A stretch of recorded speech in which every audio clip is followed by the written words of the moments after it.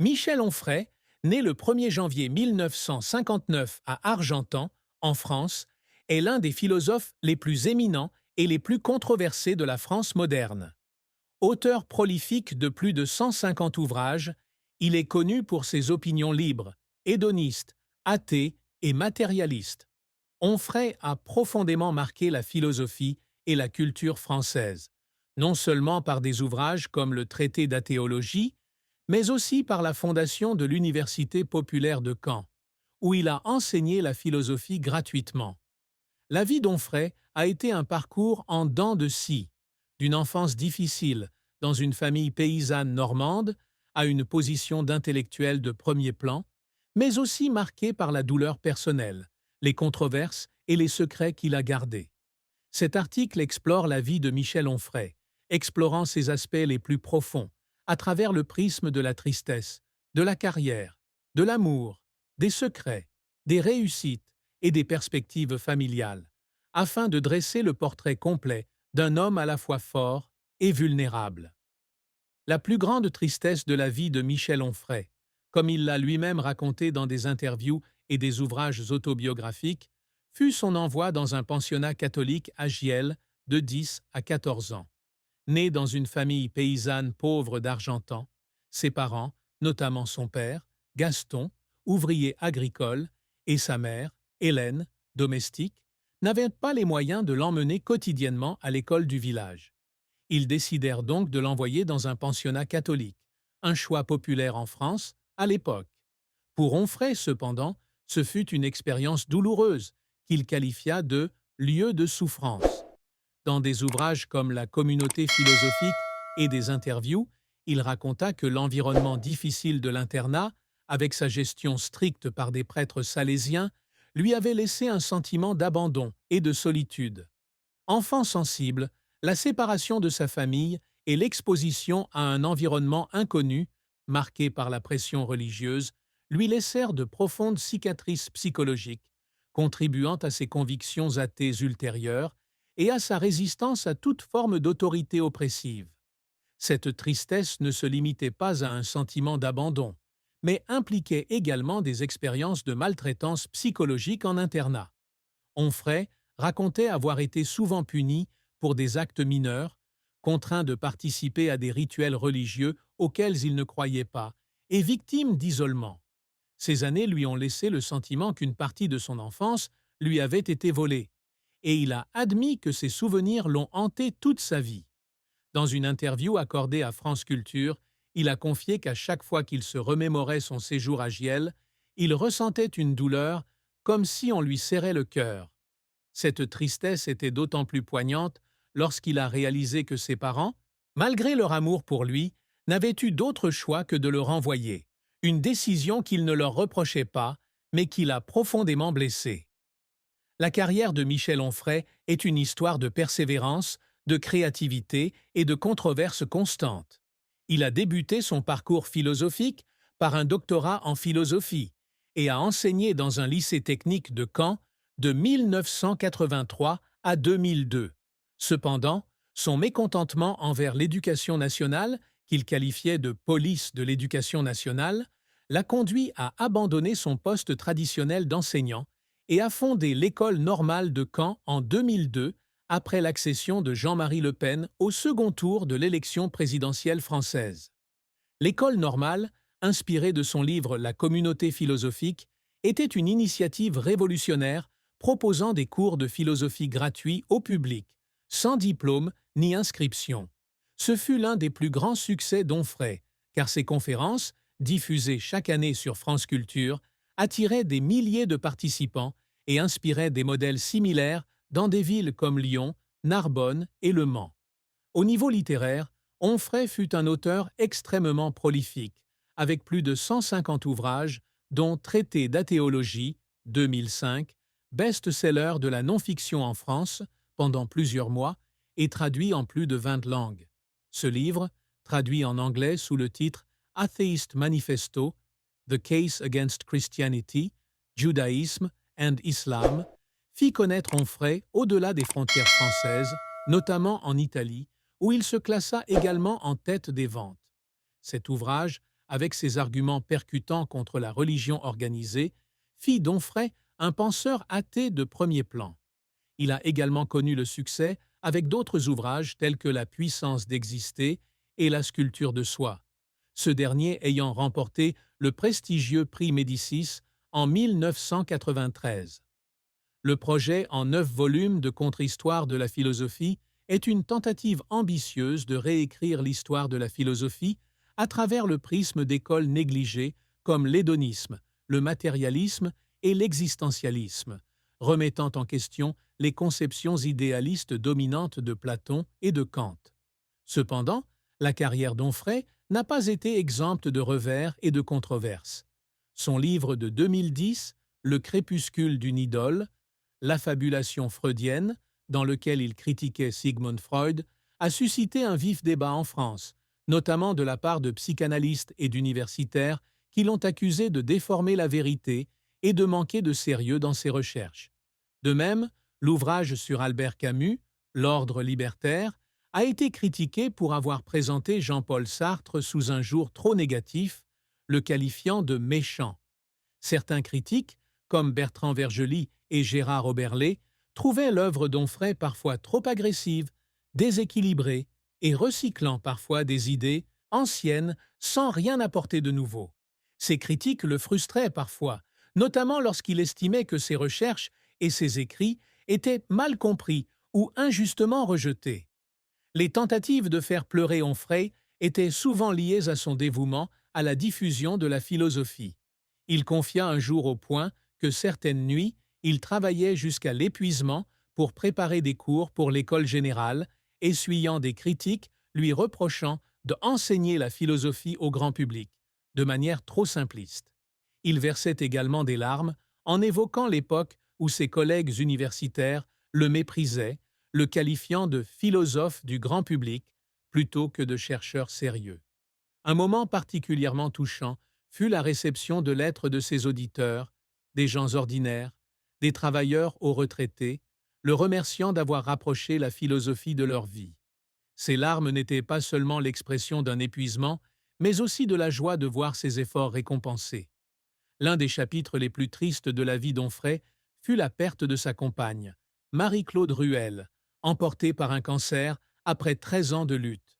Dans un article du Point, Onfray écrivait à son sujet avec un profond respect et un profond amour, la décrivant comme une femme vertueuse et digne.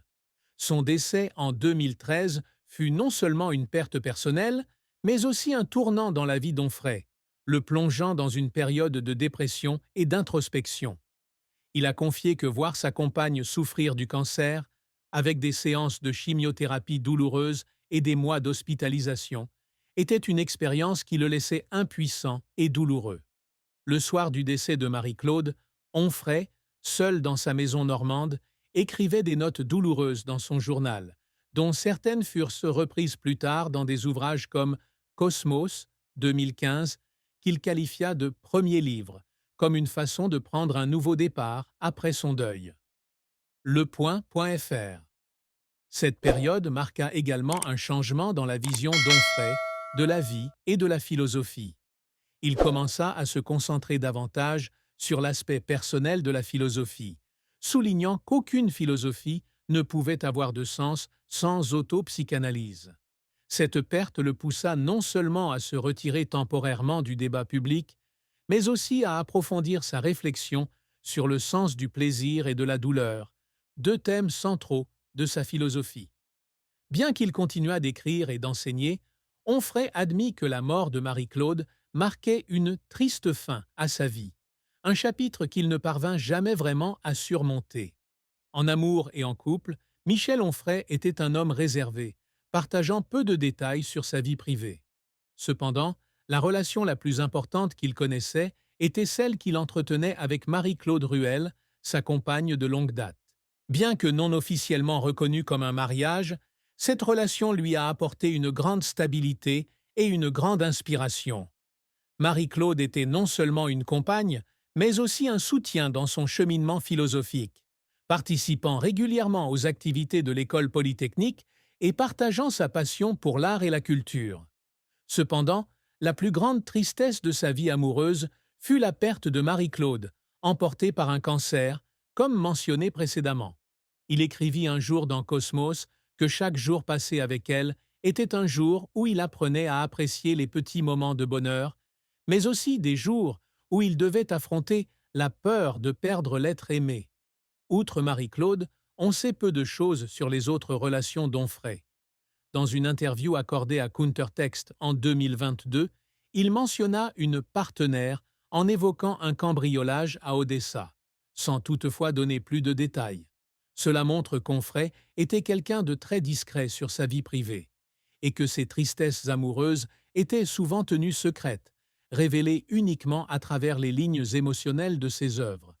Sa plus grande tristesse amoureuse, outre la perte de Marie-Claude, fut probablement la solitude qu'il ressentit dans sa jeunesse, alors qu'il éprouvait des difficultés à se connecter aux autres en raison des blessures de l'enfance et de la pression de sa carrière. Il écrivit dans Théorie du corps amoureux que l'amour, s'il est source du plus grand plaisir, est aussi source de la plus grande douleur, une vision qui reflète clairement son expérience personnelle. Michel Onfray garda le secret pendant de nombreuses années, l'accident vasculaire cérébral qu'il subit en 1987, alors qu'il n'avait que 28 ans. Cet événement, qu'il évoqua dans plusieurs de ses ouvrages et interviews, marqua un tournant majeur dans sa vie, mais il choisit de ne pas en parler en détail pendant longtemps pour éviter d'être perçu comme un faible. Cet accident, provoqué par la pression du travail et un mode de vie stressant, le contraignit à une longue et douloureuse rééducation. À cette époque, il commence à écrire Le ventre des philosophes, critique de la raison diététique, un ouvrage explorant la relation entre philosophie et corps, inspiré par sa propre expérience. Onfray a déclaré que le fait d'être confronté à la mort à un jeune âge l'a amené à repenser le sens de la vie, renforçant sa croyance en l'hédonisme et la nécessité de profiter de chaque instant.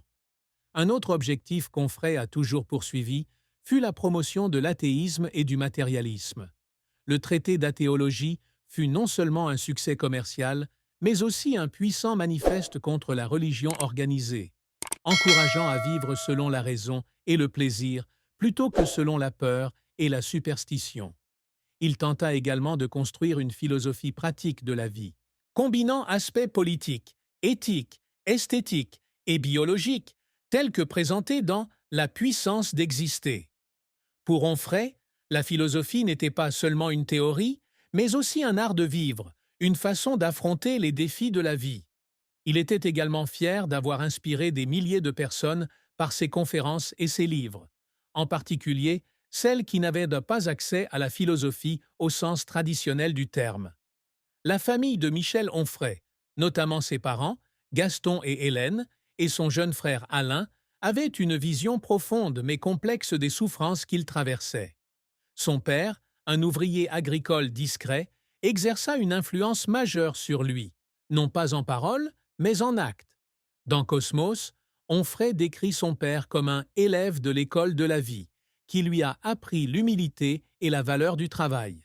Cependant, c'est aussi Gaston qui a accepté de l'envoyer en pension à Giel, une décision qu'il a regrettée plus tard, selon Onfray, dans une interview accordée à France Culture. Gaston a confié avoir été peiné de savoir ce que son fils avait subi pendant ces années, mais qu'il n'avait pas eu le choix étant donné la pauvreté de la famille. Lucarne.fr. La mère d'Onfray, Hélène, qui avait été abandonnée enfant et élevée dans un orphelinat, partageait les mêmes sentiments concernant l'expérience de son fils. Elle disait souvent à Onfray qu'elle comprenait ce que cela pouvait être d'être abandonnée, mais elle soulignait également que l'envoyer en pension visait à lui assurer un avenir meilleur.